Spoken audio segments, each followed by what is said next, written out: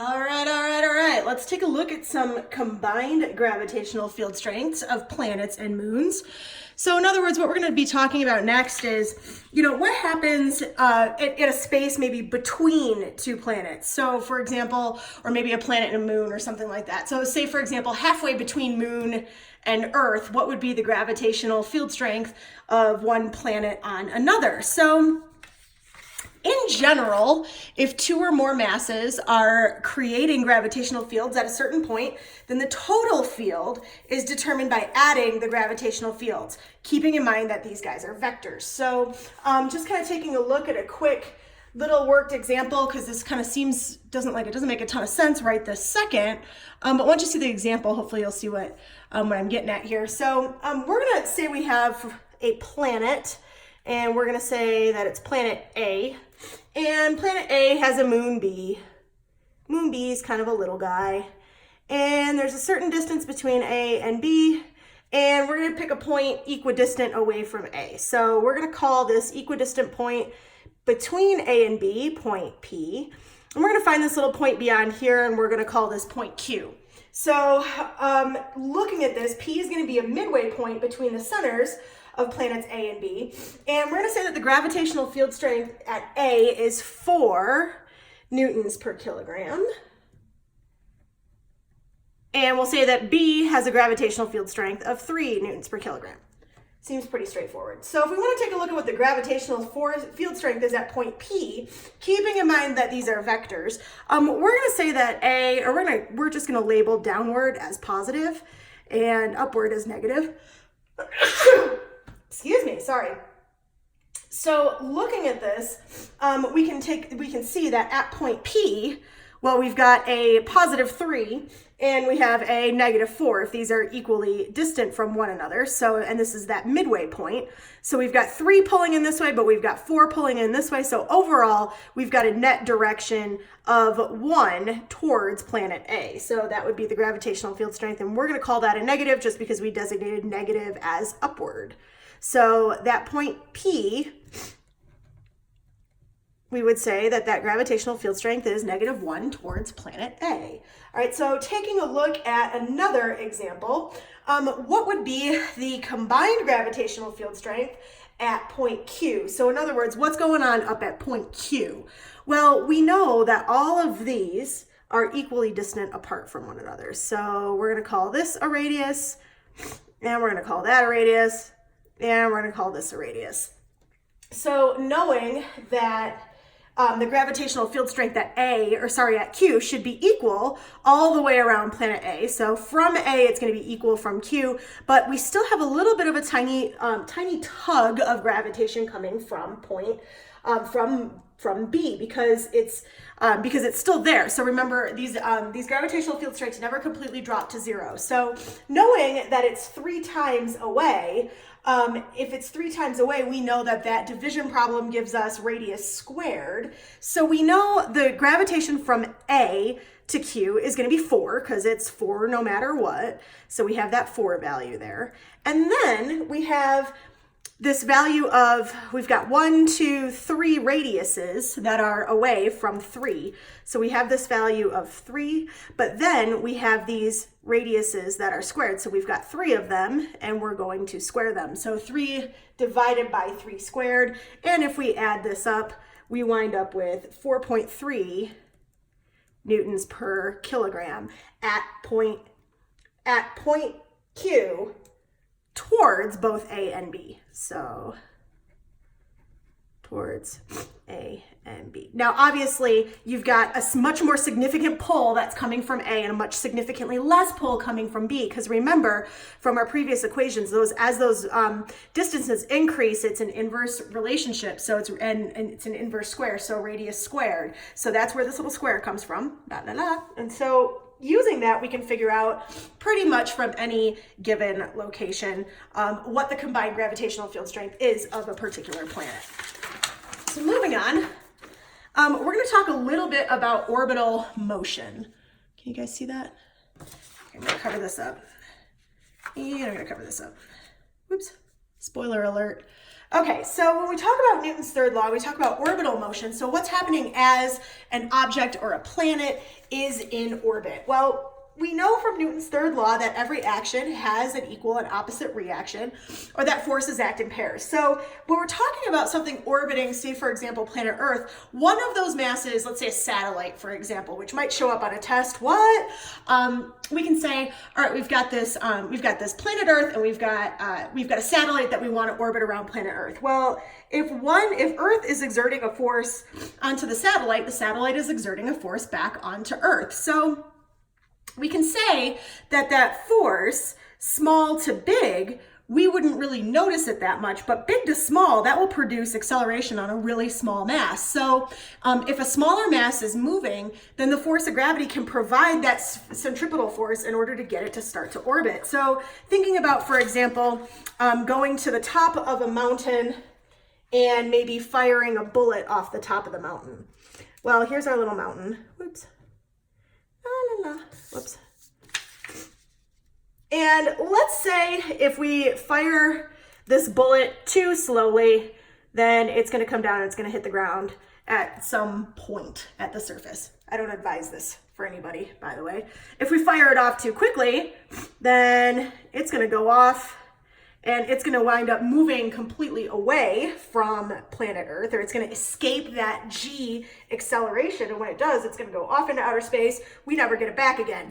But if we can match gravity directly to the orbit and get into this kind of idealized situation here in C, if we can get that to happen, then it will orbit and you don't need to provide any additional power to get it to stay there. So that's the goal of a lot of aerospace engineers, is to get whatever object you're trying to put up into orbit, do it without having to provide any power, right? So, or any additional, if a satellite runs out of gas, we've all got big problems. So we need to be able to launch our satellites in such a way that they orbit, and then we can just turn off all the engines and they just continue to do their thing. So looking at that, as I mentioned before, that if the object is really small and the other object is really big, we can get the force of gravity to act as the centripetal force. And you guys might remember this from the Flying Pigs lab.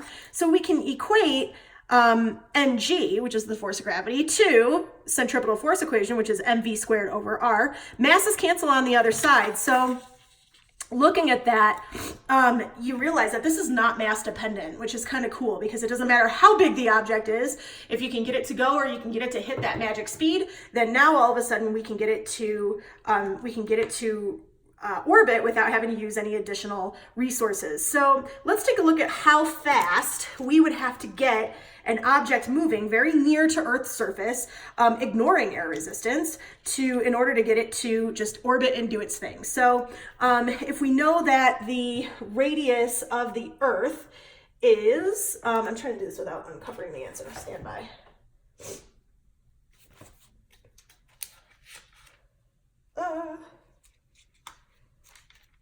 All right, I'll peek. If it's 6.37 times 10 to the 6 meters, so radius of the Earth is 6.37 times 10 to the 6 meters. How fast do we have to get, say for example, a satellite cooking very close to Earth's surface so that it doesn't have to, so that it can operate underneath its own power? So I want you guys to use this equation, hit pause, try to figure out what this V value is, knowing that acceleration due to gravity is 9.8, and you have the radius, so all you gotta do is solve for V. So hit pause, see how you do, and hopefully you came up with a value of about 7,910 meters per second, which is awfully darn quick. So we can take these values, or what I mean, ideally, a long time ago, people started making observations about this stuff in terms of like how planets are moving around, how planets are orbiting, or how moons are orbiting planets, and so on and so forth. So one of my favorite scientists, Johannes Kepler, came up with this relationship. Now Kepler, his job, what he did was he basically took a whole bunch of information from this other scientist who was actually believed in the geocentric model. His name was Tycho Brahe or Tycho Brahe. People pronounce his name like a million different ways. And so Tycho was a geocentrist, but he took such detailed records, and Kepler was his little, his protege, like his little lab rat, right? And so Kepler started, once Tycho Brahe finally passed away, Kepler took over in his lab, and he started to examine how different planets or how different moons were moving around planets, and how planets were moving around the sun, and so on and so forth. And he came up with this idea that there was a relationship between the radius, the distance between two planets, and how fast it took those planets to move around, which makes sense, right? We know that the force of gravity, if there's a greater distance, and the force of gravity is going to be much less, and that's going to, it's going to move a little bit slower. So we're going to do something kind of fun with this equation right here so that you can get another final equation to maybe, I don't know, calculate the mass of a planet, which might be something I ask you to do on a test. I don't know where I would come up with that. So let's just see what we can do in relating a planet's period to its radius. So knowing what we remember from before, that force of gravity is equal to equating our force of gravity to the centripetal force. So say, for example, between a planet and a moon, or a planet and the sun, we can write that equation as mv squared over r, that's centripetal force, and we're going to equate that instead to our gravity equation. So gm over r, and this is totally legal. It's the same, it's basically the same thing. Now, Kepler didn't actually do this like this. He actually came to this conclusion just from all of the observations that he made. But Newton was the one who finally got gravity into the mix, and then basically back proved what Kepler had already postulated back so long ago. So taking a look at this, we know that we could take that v squared over r, mv squared over r. We can get rid of these m's on this side here. So bye-bye and bye-bye. So now we get v squared is equal to, we got an r, and an r squared here, so we can make one of these go away. So now, once we kind of condense that equation down, algebra, let's do some algebra magic here. We get v squared is equal to gm over r. And then breaking that down further, looking at v squared, if we want to figure that out, that's just, velocity would just be distance divided by time. So that would be divided by the period. So that becomes 2 pi squared over, 2 pi over t, right? 2 pi r over t. Because that's distance, circumference, divided by period, which is time. We're going to square that bad boy, and it is still going to be equal to gm over r. And once we break that down and rearrange, we wind up with r cubed over t squared is equal to gm over 4 pi squared. And this is the equation that we can use to calculate the period or the radius, or actually period or radius of any planet around any particular moon. So we're going to do some examples with that in class. I just wanted to let you know where that equation came from. If you're asked, for example, maybe that Io is a moon of Jupiter, has an average distance of 422,000 kilometers from the center of Jupiter. Let's say it takes 1.77 days to complete an orbit. Can you calculate the mass of Jupiter? So let's take a look at that example. I'm going to work that out real quick, and then we can move on and get some more work done with this in class tomorrow. So it says that Io, so Io is one of my favorites, is one of Jupiter's moons.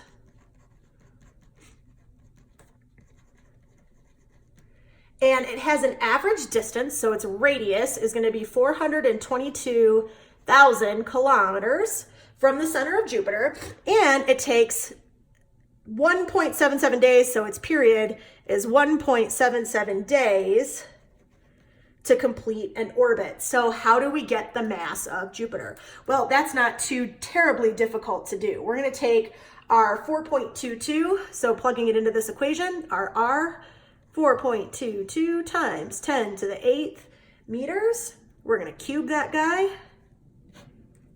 We're going to put it over 1.77 days times 24 hours in a day times 3,600 seconds in an hour, and square all of that.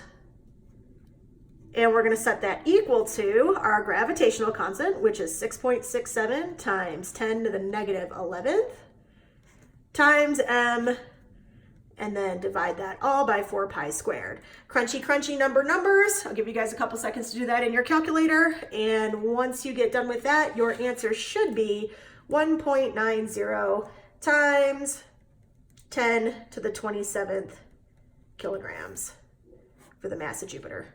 And I'm sure if you check that against any interesting internet source, you would find that that's pretty darn accurate. So that's gravitation. That's all of it. We're gonna get some more practice in class on this on Friday. Hopefully you guys at least can see where the equations have come from, and then we can use them to apply to some novel situations. Thanks, team.